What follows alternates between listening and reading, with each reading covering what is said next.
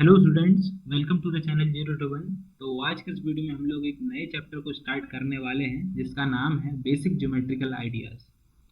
तो इस चैप्टर में हम देखेंगे कि ज्योमेट्री क्या होती है, ज्योमेट्रिकल आइडियाज थे जो बेसिक वो क्या थे, और ज्योमेट्री में हम आगे क्या क्या चीज़ें और पढ़ेंगे। तो ये आज का जो वीडियो वो इंट्रोडक्टरी वीडियो है, मतलब इसमें हम थोड़ा सा इंट्रोडक्शन देखेंगे ज्योमेट्री का, और फिर बेसिक ज्योमेट्रिकल आइडियाज को पढ़ते पढ़ते आगे बढ़ेंगे। ठीक है, तो आप पार्ट 1 भी कह सकते हो इसको ज्योमेट्रिकल आइडियाज का। ठीक है, तो चलो स्टार्ट करते हैं फिर ज्योमेट्री की डेफिनेशन से कि ज्योमेट्री आखिर होती क्या है। तो इसकी डेफिनेशन है द ब्रांच या फिर part of mathematics that deals with such objects as points, lines, planes and space is called geometry.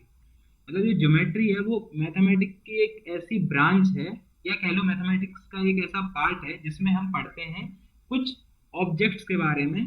और वो ऑब्जेक्ट्स क्या हो सकते हैं, पॉइंट हो सकते हैं, लाइंस हो सकती हैं, प्लेन्स हो सकती हैं, स्पेस हो सकता है, या फिर कोई टू डायमेंशनल फिगर हो सकता है। जो ये सारी चीजें हम पढ़ते हैं वो ज्योमेट्री के अंदर पढ़ते हैं।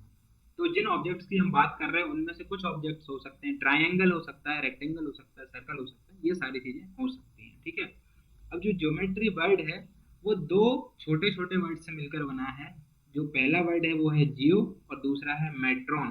तो जियो का मतलब होता है अर्थ, और मेट्रॉन का मतलब होता है मेजरमेंट। तो आप ज्योमेट्री को सिंपल वर्ड्स में कह सकते हो कि हम भाई ज्योमेट्री में मेजरमेंट ऑफ अर्थ पढ़ते हैं।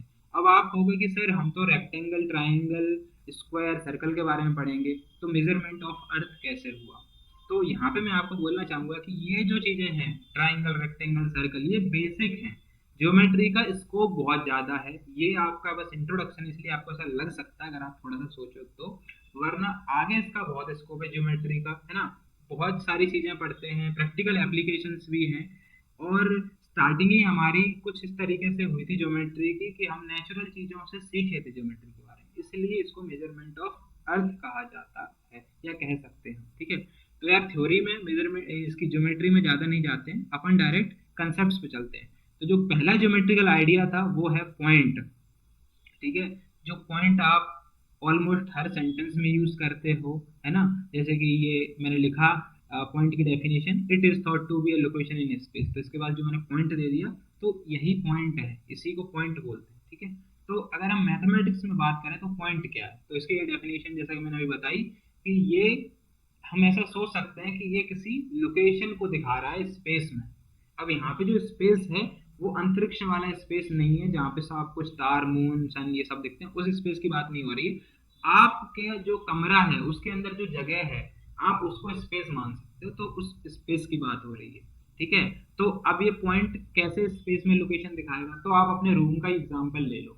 आपके रूम में एक बल्ब लगा होगा, तो आपके रूम के अंदर ही एक जगह है ना, वो बल्ब जहाँ लगा है, तो अगर आप उस रूम को पिक्टोरियली आप उसको रिप्रेजेंट करते हो एक पेपर पे, तो आप उस बल्ब को एक पॉइंट से दिखा सकते हो। तो ऐसे ही इसका कंसेप्ट है कि जो पॉइंट है वो किसी चीज की लोकेशन दिखाता है स्पेस में। आई होप कि आपको समझ आ गया होगा।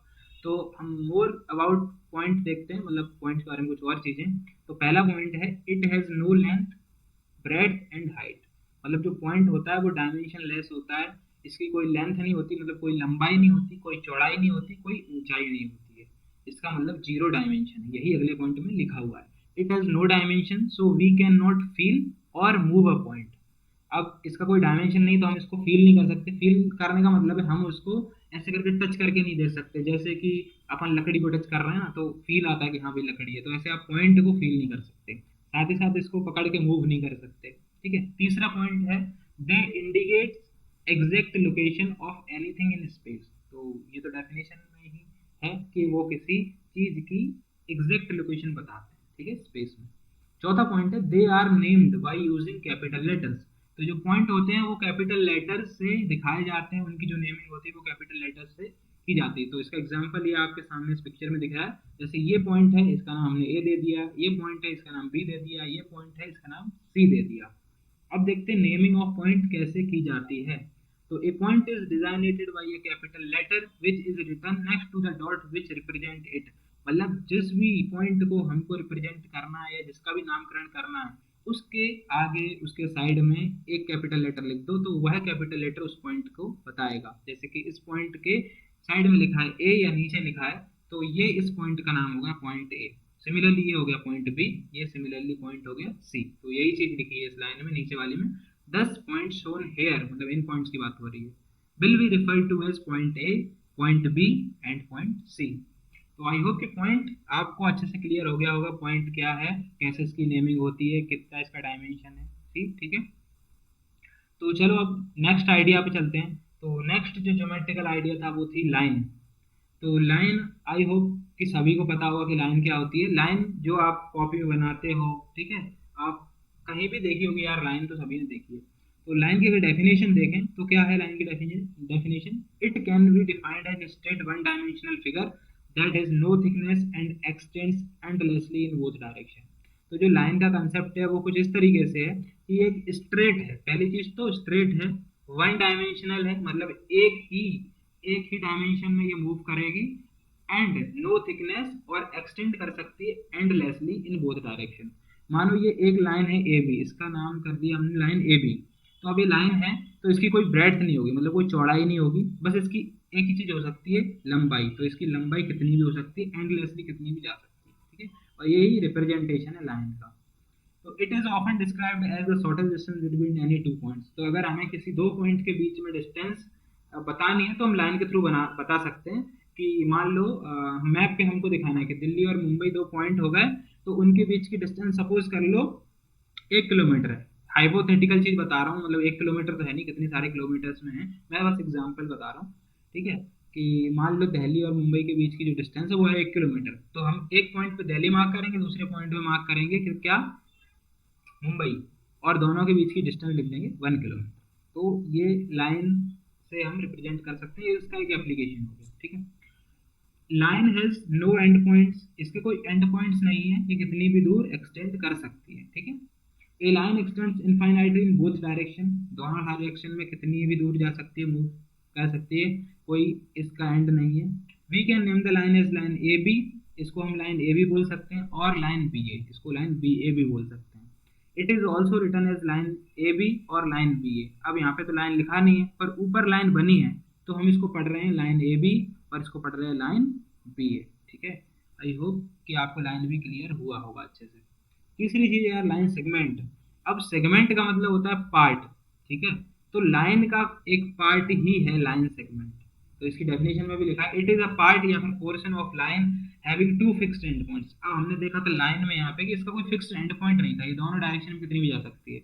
तो यहाँ लाइन सेगमेंट में ऐसा नहीं है, हम लाइन को काट के एक छोटा सा पोर्शन उसमें से निकाल रहे हैं, तो ऑब्वियसली इसके दो एंड पॉइंट होंगे, और ये एक छोटी जगह को डिनोट कर सकता है। लाइक आपका घर और आपके फ्रेंड का घर, मान लो वो आधे किलोमीटर है, तो हम लिख सकते हैं कि ये ए स्टूडेंट का घर है, ये बी स्टूडेंट का घर है, तो इन दोनों की डिस्टेंस है बीच का 0.5 किलोमीटर, ठीक है। छोटी जगह को दिखाने के लिए लाइन सेगमेंट का यूज कर सकते हैं अपन।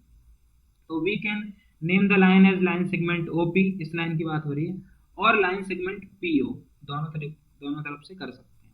या फिर इसको ऐसे भी लिख सकते हैं, ओपी के ऊपर एक लाइन सेगमेंट बना दो, पीओ के ऊपर, तो हम पढ़ेंगे क्या इसको, लाइन सेगमेंट ओपी और लाइन सेगमेंट पीओ। तो लाइन सेगमेंट भी आपको क्लियर हुआ होगा। चौथी चीज जो है वो है रे। तो इट इज अ पार्ट या फिर portion of line having one fixed and point. तो जो रे होती है वो भी लाइन का ही पार्ट है। अब इसमें क्या होता है कि एक साइड फिक्स्ड पॉइंट रहता है एंड पॉइंट, और दूसरी साइड कितना भी मूव कर सकती है। तो ये हो गई आपकी रे। अगर आपको रे के एग्जांपल देखने हैं तो आप सनरेज को मान सकते हो, उसका एक एग्जांपल, सनरेज को क्यों मान सकते हैं, क्योंकि सनरेज सन से निकलती हैं, तो वो हो गया उसका फिक्स्ड पॉइंट, ठीक है, जो एंड पॉइंट फिक्स्ड है। और फिर तो वो इनफाइनाइट डिस्टेंस तक मूव करती हैं, तो इसलिए ये रे हो गई, ठीक है। या फिर ray of light coming from your torch, तो जो आपकी टॉर्च होती है वहां से भी सेम चीज है, वहां से भी लाइट की रेज निकलती हैं। बल्ब की रोशनी मान लो तो वहां से भी रेज निकलती हैं, ठीक है। ये सारे रेस के एग्जाम्पल थे। वी कैन नेम रे एज रे पी क्यू। अब इस रे का नाम हम रे पी क्यू बोल सकते हैं, ठीक है। यहाँ पे क्योंकि हमने पी और क्यू लिखा है तो इसको बोलेंगे ray P Q. Also written as, P Q के ऊपर रे बना दो तो ये भी रे पी क्यू ही पढ़ा जाएगा। ऑल्सो, अब इसके बारे में थोड़ी सी और दिया है कुछ कुछ चीजें। अ रे has one and point and extend without limit in one direction from the end point. अब देखो इसमें बोला है कि इसका एक एंड पॉइंट होता है और उस एंड पॉइंट से एक ही डायरेक्शन में कितनी भी डिस्टेंस तक जा सकती है, ठीक है। दूसरी चीज लिखा है और ये इंपॉर्टेंट है, आप ध्यान रखना, रे P Q is different from रे क्यू पी। जो रे पी क्यू है वो रे क्यू पी से डिफरेंट होगी, ठीक है, as they have different end points as well as different directions.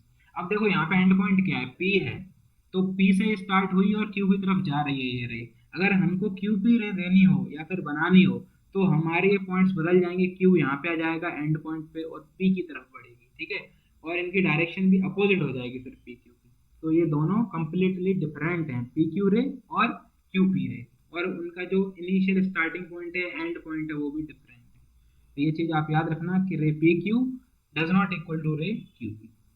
तो चलिए अब देखते हैं पैरेलल लाइंस को। तो पैरेलल लाइंस की डेफिनेशन है, two lines in the same plane that do not meet are called parallel lines. मतलब दो कंडीशन हो गई कि जिन लाइंस को हम कंपेयर कर रहे हैं वो लाइन सेम प्लेन में होनी चाहिए और आपस में फ्यूचर में कभी भी मिलनी नहीं चाहिए। फ्यूचर का क्या मतलब है कि अभी तो आपको ये दिख रही होंगी लाइन दोनों कि नहीं मिल रही है, पर हो सकता है कि यहाँ पे आप इनको एक्सटेंड करो तो मिल जाए, तो ऐसा नहीं होना चाहिए। तो ये जो लाइन दोनों दिख रही है वो हमें पता है कि अगर हम स्ट्रेट इनको कितना भी मूव कर दें ऐसे करके ये नहीं मिलेंगी, तो इसलिए A B parallel to C D हो गई, यहाँ पे P Q parallel to R S हो जाएगी, यहाँ पे एफ ई या फिर E F parallel to H G हो जाएगी, ठीक है। ये सभी लाइन, ये तीन लाइन के सेट हैं, ये तीनों पैरेलल हैं, ठीक है, ये इसके साथ पैरेलल है, ये इसके साथ और ये इसके साथ। इसका एग्जाम्पल आप देख सकते हो, रेल्स, जो आपकी रेलवे ट्रैक होती है ना, तो उसमें जो रेल्स होती हैं, रेल्स क्या होती है, वो जो दो लंबी रॉड टाइप की रहती है जिनके ऊपर ट्रेन चलती है, तो वो रेल्स क्या होती हैं आपने देखा होगा यार।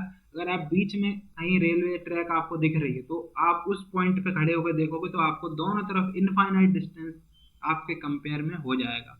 जो रेल्स हैं वो परफेक्ट एग्जांपल है पैरेलल लाइंस का, वो कभी नहीं मिलती हैं एक दूसरे से।